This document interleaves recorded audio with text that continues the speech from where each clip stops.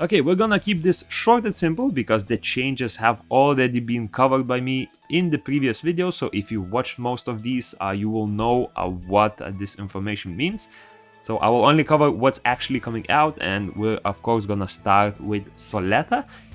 So a new summoner is coming out. It is an archer type. You do get the ability to get new level 70 skills on her as well, and even if you do not want to play her, you do still get a 4th summoner to do main story missions on, area exploration missions on, and hero requests. So even if you don't plan on maining her, you will benefit from her a lot.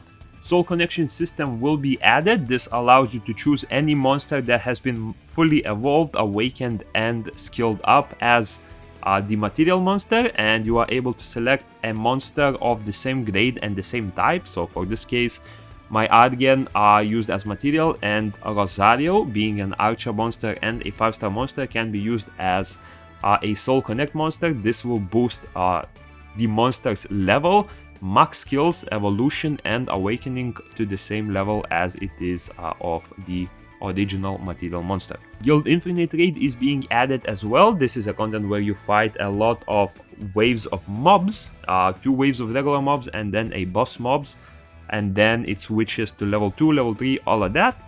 From here you are able to get several different rewards, so based on the rank your guild places in, you will be receiving Delmon pieces, crystals, and guild points or guild coins.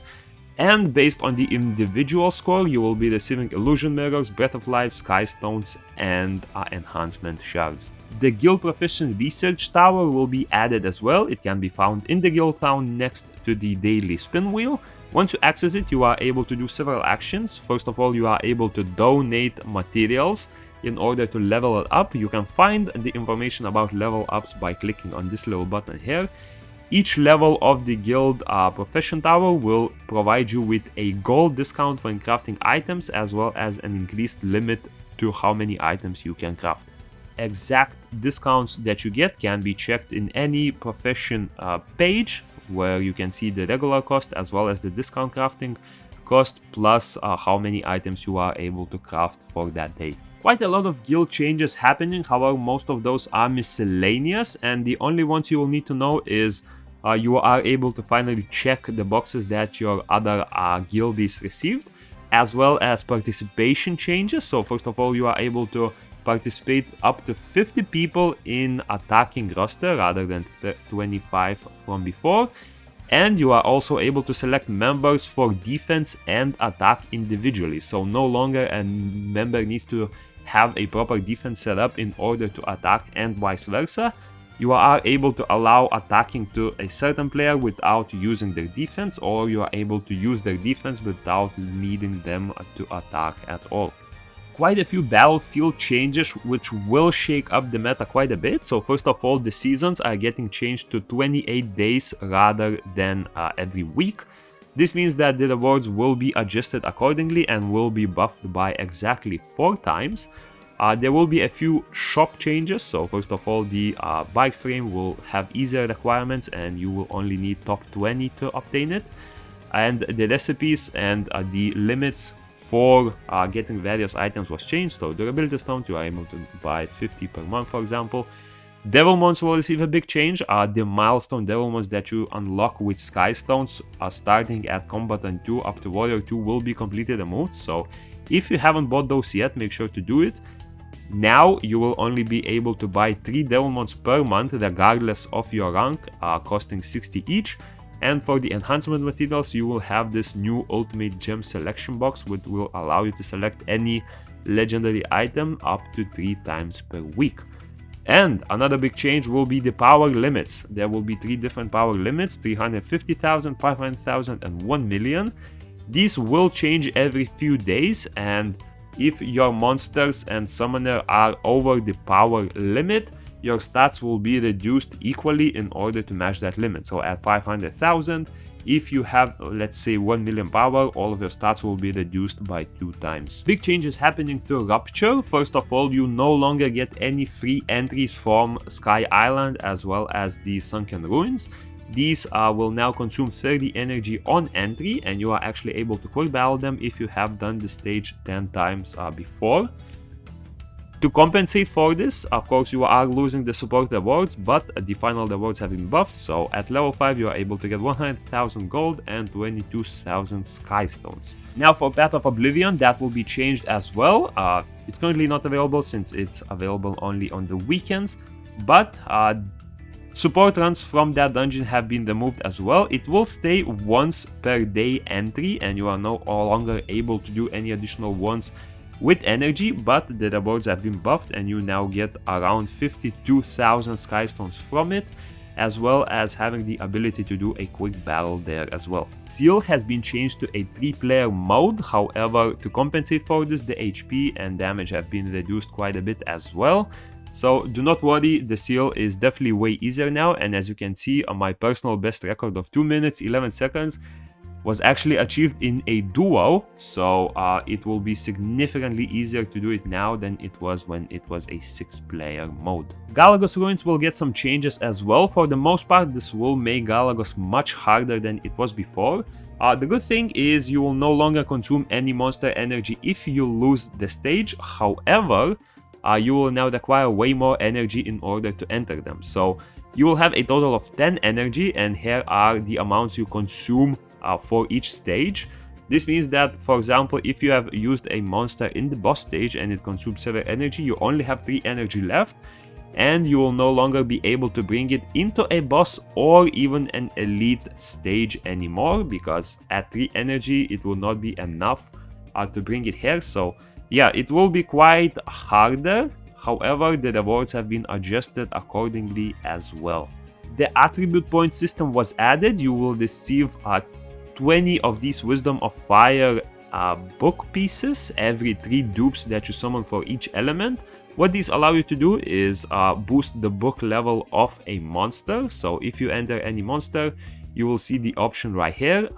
If you have additional Wisdom of Fires, you will be able to use it, and each 20 pieces that you use will boost the book level of a monster you prefer by 1, and you are able to decide it for that monster for 500,000 gold.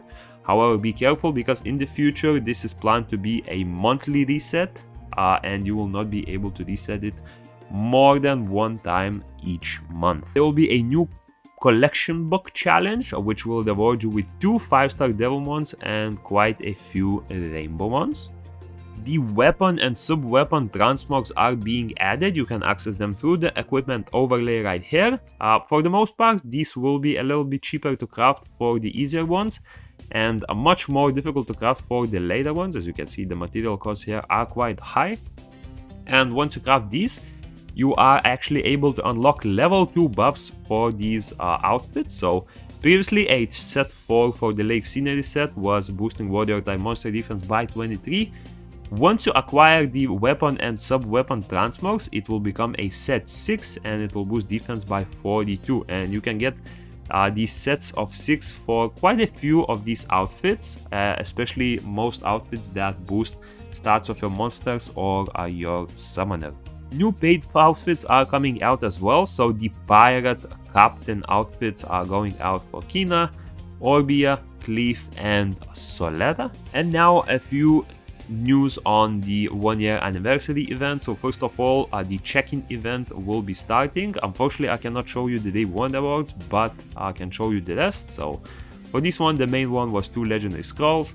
Week 2 will contain a transcendence and a selection ticket. Week 3 will contain quite a few legendary scrolls, and the week 4 will contain a light and dark legendary scroll. There will also be medal collecting events where you get several missions very similar to the ones of the Cloud Skyline event, basically using energy, playtime, hero raids, arena, field events, guild requests, and the new Illusion Guarder, which replaced the secret dungeons. And you can exchange these for various scrolls in the shop. You need a total of 70,000, but trust me, it's not that difficult to collect. There will also be a new 2-week-long event called the Energy Festival. In this one, you are able to get a very high amount of energy. I think it was around 1.5 to 2,000 energy just from logging in and receiving the check-in rewards. And the main prize of it is, of course, the 5-star Devilmon as well. And last but not least, the Arena Surprise Wheel, which happens every 2nd week of the month, will also be back, where you can get mystical skulls if you're lucky, crystals, gold, all of that. Now, the rewards you get from dungeons have been adjusted quite a bit. For example, you're no longer able to get transcendence materials for ruptures or path of growth. I covered these in a different video, so I'll not go over too much again, but if you are interested to see what is getting added and what is getting removed, you can pause the video here and check out for yourself. As you can see here, all of the rewards are visible. Now, to compensate for the ruptures becoming a paid content to enter, you are now receiving more energy in total. So the recharge rate has been buffed from 1 energy every 7 minutes to 1 energy every 5 minutes. A few changes to the prerequest. So first of all, the secret dungeon, the prerequest is being removed because the illusion guarded did come out and you are no longer able to use the secret dungeon orbs to enter any secret dungeon. Second of all, a very good quality of life change. So if you haven't completed a repeat request but have it started, you are now able to cancel the repeat request and actually get the energy or the materials you used back instead of just wasting it for that repeat request. A few new recipes have been added to processing trees level 1 to level 6. You are able to craft these items required for various books, effect stones, sunstones, all of that. And you are able to craft them by using 3 materials of the previous tier. So in order to craft Earthrat, you need 3 Earth Breaths. In order to craft Extreme Frost, you need 3 Dawn Frost, and basically it goes like that. For each item, you need 3 of the previous tier. And yes, because you are able to craft Faint cores, you will be able to obtain these cores way more easily. Now, one of the best quality of life changes again. So in the area dungeon, if you haven't done your dungeons just yet and have been dreaded doing them, especially the Contana ones where you are not even able to order, you are now able to quick battle them as long as you have 20% or more power than the required one. So once you enter it, you will be presented with the option to quick battle, select monsters that have 20% or more power and just go at it. And now the last miscellaneous change, apart from a lot of bug fixes, is that if you haven't participated in the Rakuni event, or not Rakuni, the Harg event, you are now able to get each transmog separately for 30,000 gold coins. And yeah, that's about it for the patch. There are quite a lot of bug fixes, various issue fixes, which I will not cover too much because most of these you don't really notice.